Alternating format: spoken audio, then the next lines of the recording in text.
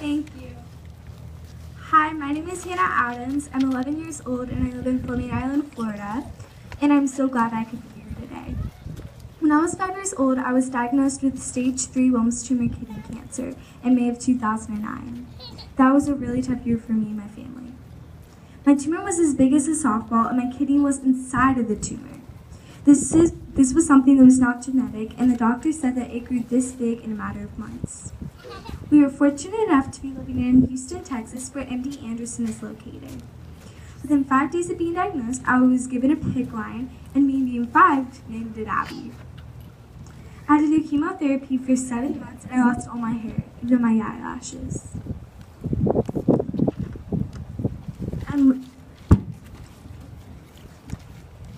I'm living proof that God is still in the miracle business. I was anointed by my church, and I had people praying all over the world for me.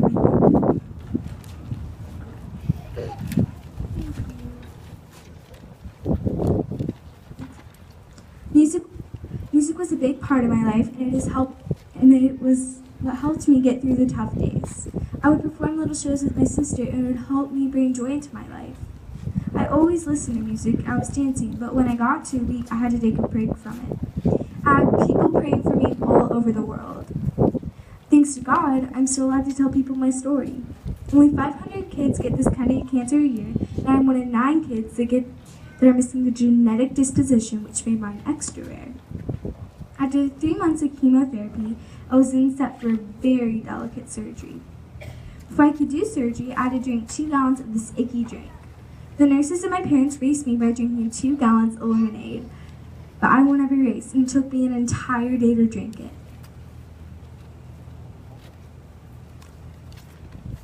Then my surgery came. It was August 13th, 2009. I woke up very early, we said a prayer, and then I went in. Because the scans showed that the tumor had spread, my parents had signed off for me to lose part of my spleen, stomach, part of my diaphragm, and of course, my left kidney.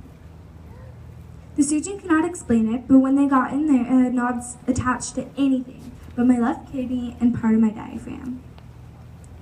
This was a miracle. It took them almost 9 hours to do my surgery. I was in ICU for 4 days. After my surgery, I could not eat for 9 days, and all I could do was suck on ice. Then we went on to popsicles, and then I ate some pancakes, and guess what happened?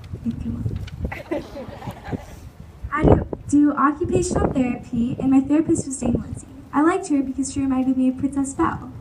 But the reason I started walking again was because of this art project.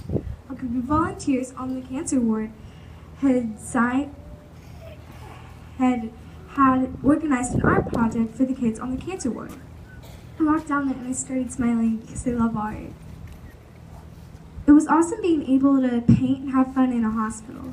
I was in the hospital for 9 long days. I went home on August 21st, 2 days before my sister Haley's 4th birthday. I had 4 more months of radiation and chemotherapy. On November 24th, I had my first cancer-free CAT scan. I had my PICC line taken out, which I had had for 7 months. So 5 years later, here I am sharing my story with you. A true survivor God is truly blessed. I want to thank the people who have supported me through this, the Make-A-Wish Foundation, MD Anderson, and my family and friends. These past 2 years, I've been speaking at relay events, and I am blessed to be able to share my story with you and help put hope into people's lives. It wasn't too long ago where this type of cancer didn't have a great survival rate, but because of the research, increased funding, and people's passionate fight to find a cure, it is now one of the most curable of childhood cancers.